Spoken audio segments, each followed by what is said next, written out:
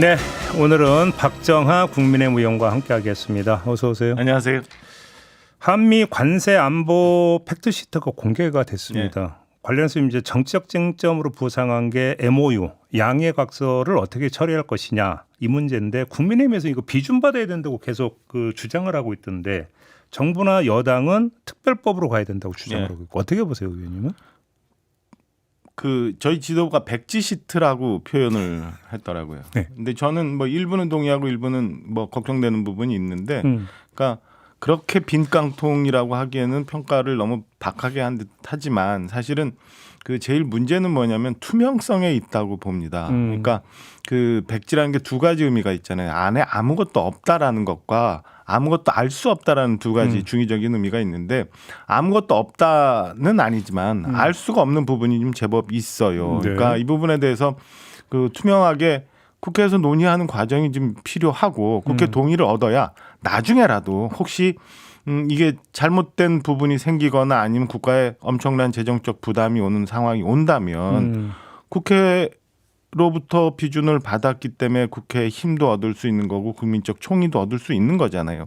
그러니까 저는 뭐 마음이 급해서 특별법으로 처리하자라는 거에 대해서도 이해는 가는 부분이 있지만 이렇게 중요한 사안이라면 저는 국회 비준을 받고 여야 간에서 모두 다 박수 칠 수 있는 상황을 만들어서 그걸 가지고 미국과 협상을 앞으로도 빈 부분이 있는 것들은 협상해 가는 게 맞지 않을까라는 생각인데 너무 민주당이니까 시간만 급하게 가려고 하는 것 아닌가 생각이 듭니다. 근데 정부 여당은 둘째치고 저희가 어제 전문가한테 이제 그 인터뷰를 했는데 비준 문제에 대해서 길게 하더라고요. 미국도 비준을 안 받을 거고 그다음에 지금 모호한 부분들이 있는데 그러면 앞으로도 이게 변동의 여지, 협상의 여지가 많이 남아 있다. 근데 비준을 받아버리면 그 순간에는 이건 어떻게 해볼 도리가 없다.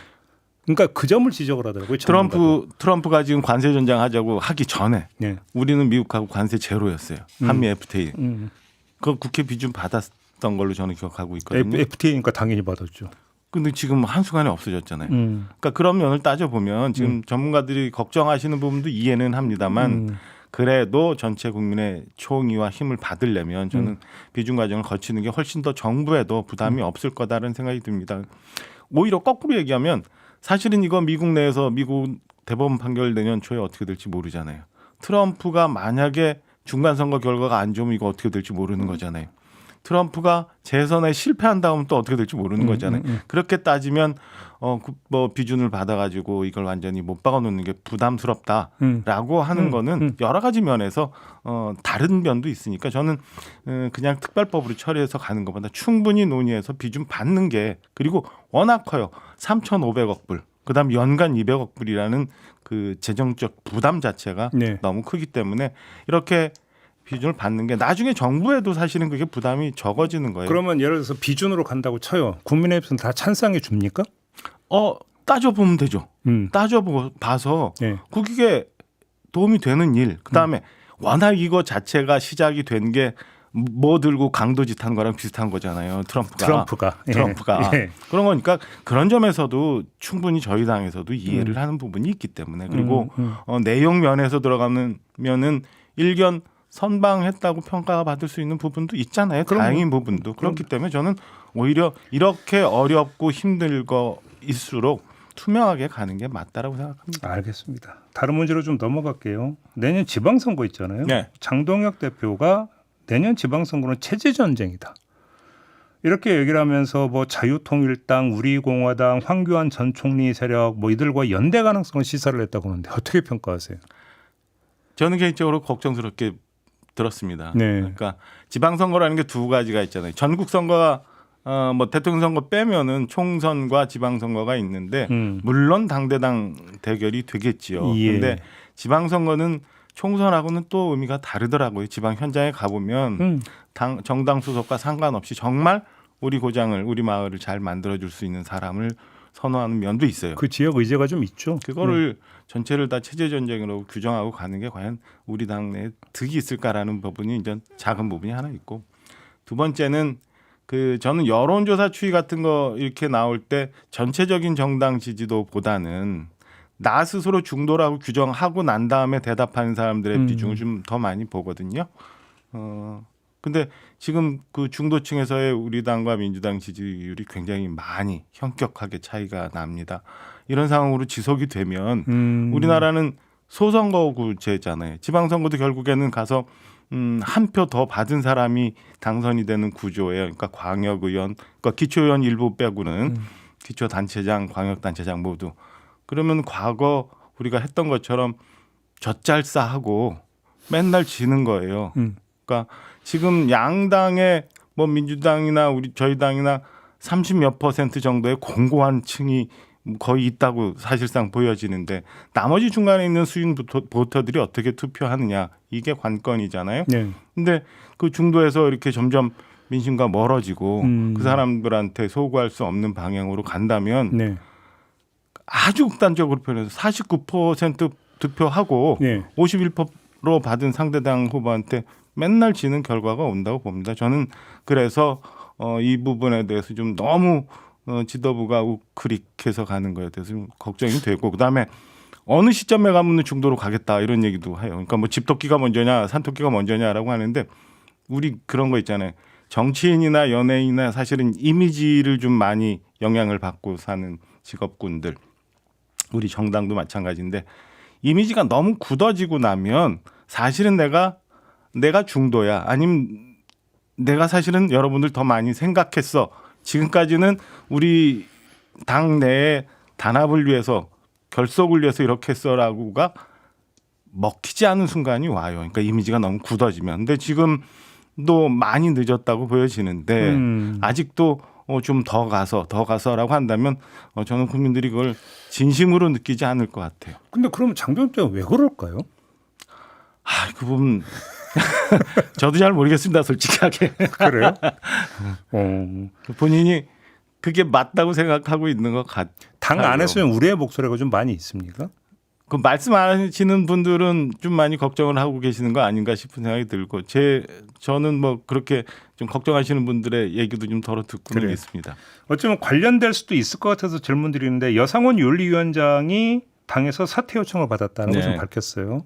근데 임기가 내년 1월까지인데 얼마 남지 않았는데 2달밖에 안 남았는데 굳이 그러면 사퇴를 요청할 이유가 뭐냐? 배경이 뭐냐? 이게 궁금한데 어떻게 읽으세요? 뭐 일각의 보도에 의하면 얼마 전에 친한계라고 하는 우리 김종혁 전 최고위원의 징계 문제와 관련해서 뭐 주의 주고 만 거는 거기가 이제 지도부의 의중과 다르다. 그래서 사퇴 요청을 했다라는 기사도 있는데 그런 작은 부분은 아닐 거라고 보여지고요. 저는 지금 좀 전에 우리가 얘기했던 체제 전쟁, 그다음에 당이 그 우크릭으로 가는 것 이런 것과 좀 관련이 있는 것 아닌가라는 생각도 좀 해요. 그래서 좀 걱정스러운 부분이 있습니다. 윤리위원장이라는 거는 일종의 판사잖아요. 그렇죠. 객관적으로 그렇죠. 가장 합리적으로 그 당원들의 징계 문제를 결정하는 건데 이게 이렇게 너무 휘청될 수 있고 그다음에 여상원 전 위원장께서 제가 우리가 직접 접하지는 않았지만은 굉장히 온화하고 합리적인 분이라고 듣고 있었거든요. 그럼 판사 출신이기도 하고. 근데 보통 이렇게 해서 사퇴 요청하는 경우도 있어요. 당에서. 근데 그럼 조용히 그냥 가시거든요. 이건 내 뜻입니다라고 하고 내가 새 지도부가 왔기 때문에 그냥 자리를 비워주고 새술은 새 부대를 위해서 이렇게 했다. 근데 이 공개적으로 내가 사퇴 압력을 받았다라고 말씀하시는 거는 굉장히 많이 서운한 부분이 있었던 것 아닌가라고 추측이 돼요. 자극이 좀 세게 들어왔다고 그러니까요. 그러니까 그런 부분에 있어서는 좋지 않은 사인들이다라고 생각이 듭니다. 그러니까 관심사는 여상원 윤리위원장을 물러나게 하고 새로운 인물을 윤리위원장으로 앉혀서 뭘 하려고 하느냐 이게 관심사인데 혹시 당원 게시판 논란 있지 않습니까? 이것들을 윤리위에 회부해서 한동훈 전 대표에게 뭔가 징계를 가려고 하는 거 아니냐라는 어떤 추정도 성립이 될 수 있을 것 같은데 어떻게 보십니까? 가능성을 어떻게 보십니까? 가능성도 있다고 보죠. 그래요? 근데 뭐 한번 지켜봐야 되겠어요. 과연 그게 그 윤리에 갈 수 있을 건인 건지 징계가 성립될 수 있는 건인지 아니면 지금 제 세력들이 다 모여가지고 저 민주당 상황하고 그다음에 내년 지방선거를 준비해야 되는데 그렇게 하는 건지 하는 게 맞는 건지 이런 것들까지 한번 좀 지켜봐야 될 부분이라고 봅니다. 그러면 연결이 되는 얘기인데 한동훈 전 대표가 내년 지방선거 국회의원 재보궐도 같이 치러지게 되는데 여기서 출마를 할 여지가 있습니까? 제가 이 방송에서도 말씀드렸던 건데 현재 상황은 쉽지 않은 상황이라고. 예. 근데 아까 말씀드린 것처럼 지방선거를 제대로 치르려면 저는 저희 당의 모든 세력들이 다 결집이 돼야 되고 그것도 아까 말씀드린 것처럼 마음을 정하지 못한 중도층들이 호응할 수 있는 그런 움직임들이 보여야 되는데요. 저는 뭐 시간이 지나면서 당이 변화도 좀 있을 거고 예. 한동훈 대표도 본인의 역할을 찾아갈 수 있는 공간이 생긴다면 뭐 가능성도 있다고 보여집니다. 그리고 제일 좋은 건 사실은 원내에 들어가서 같이 그 민주당과 싸우면서 의정 활동을 하는 게 요즘에 원내에 들어와서 예, 요즘에 보면은 그 굉장히 활발하잖아요. 활발하고 막 그걸 뭐라고 해야 하나 타격감이라고 해야 됩니까? 민주당하고 이 항소 포기권과 관련해서 하는 거에 있어서는 탁월한 부분은 좀 있는 것 같아요. 그래서 그런 식으로 활용할 수 있는 부분은 그다음에 활용될 수 있는 부분은 충분히 있다고 보여집니다. 그러면 그거는 이제 뭐 지자체장 출마가 아니라 국회의원 보궐선거 출마 쪽 가능성이 있다 이런 말씀이시죠? 저는 뭐 기회가 있다면 예. 오히려 재보궐선거가 훨씬 더 나은 선택이라고 보여집니다. 근데 이제 바로 이 지점에서 이런 분석이 있거든요. 장동혁 대표 체제에서 한동훈 전 대표에게 공천장을 주겠느냐. 그러니까 사실은 조금 전에 윤리위원장 교체도 연결이 되는 얘기거든요. 그렇죠.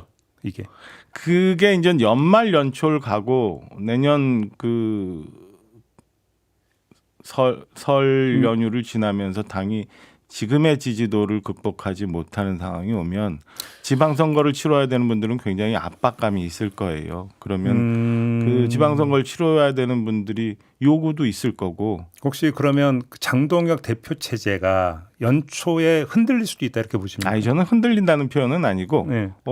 이 가고자 하는 방향에 변화가 좀 있어야 될 수도 있는 상황. 노선 정리가 예. 뭐 그 지도부 장 대표 자체도 뭐 이렇게 갔다가 조금 있다가 뭐 변화하겠다는 얘기도 하잖아요. 뭐 예를 들어서 뭐 그러니까 5.18 민주묘지 찾은 것처럼 그러니까 또 그렇게 갈 수도 있다. 어쨌든 당이 이 지금 노선 체제로는 아까 말씀드린 것처럼 다 이기지 못하고 49% 받고 젖잘 쌓을 가능성이 높기 때문에 그거를 좀 바꿔야 된다는 요구들이 좀 전 제법 있을 거고 그러려면은 뭐 한동훈 대표 같은 사람의 역할에도 당이 필요한 상황도 있을 거라고 봅니다. 만약에 그래서 한동훈 전 대표에게 역할을 주문하는 목소리가 나오면 한동훈 전 대표는 기꺼이 받을 거라고 보시는 겁니까? 저는 그게 힘든 길이라도 뭐 받아야 된다고 역할을 해야 된다고 생각을 하죠. 그럼 받는 방식이 예를 들어서 출마도 있겠지만 예를 들어서 뭐 어떤 분이 그 선대위를 지휘를 한다 이런 게 또 있을 수도 있잖아요. 저는 그게 뭐든 간에 뭐든 간에 지금도 뭐 일각에서는 그 항소 포기 관련해서 한동훈 대표에 대해서 너무 많이 당신의 이미지가 소모되고 있는 것 아니냐라는 말씀하시는 분들도 있는데 저는 그것도 효과적으로 민주당을 공격할 수 있는 거라면 조금의 이미지 소진이 있어도 해야 된다고 생각을 해요. 그런 면에서 당에서 어떤 역할이든 저는 뭐 필요로 하는 거라면 해야 된다고 생각을 하고 할 거라고 보고 있습니다.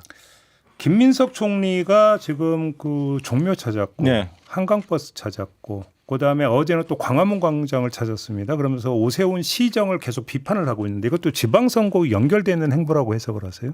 처음에 종묘에 김민석 총리가 갔을 때는 이거 뭐지라고 했는데 이거 세 종류가 겹쳐지다 보니까 저는 지방선거용이라고 보여집니다. 그러니까 그래요?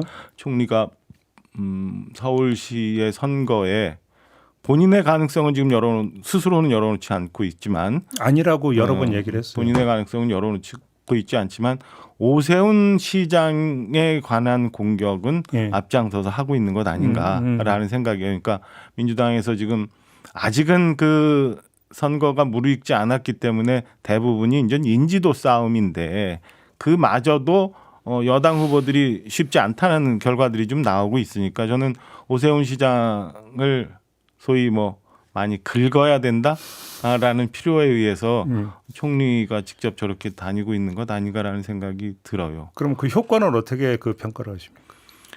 뭐 양면이 있지 않을까 싶은데요. 하나는 그 광역단체장 서울시장이라고는 하지만 아직 그래도 정치 무대에서는 약간 비껴져 나가 있는 거잖아요. 음. 그렇기 때문에 이 주목도가 떨어지는데 주목도가 굉장히 오히려 판은 키우겠죠. 오히려 올라간 면이 있는데 음. 저렇게 민주당이 이렇게 저렇게 공격을 하다가 행여나 잘못된 결과가 어디라도 나온다면 그게 타격을 줄 수 있기 때문에 좀 더 지켜봐야 되는데 양쪽 면이 있다고 보여집니다. 다만 어제도 저희가 문화체육관광이 그 상임위가 있었거든요.